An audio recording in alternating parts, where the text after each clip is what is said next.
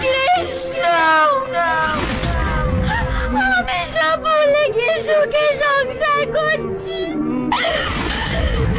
আমার জন্য আমার জন্য আজকে তুমি পাগল হয়ে গেছো।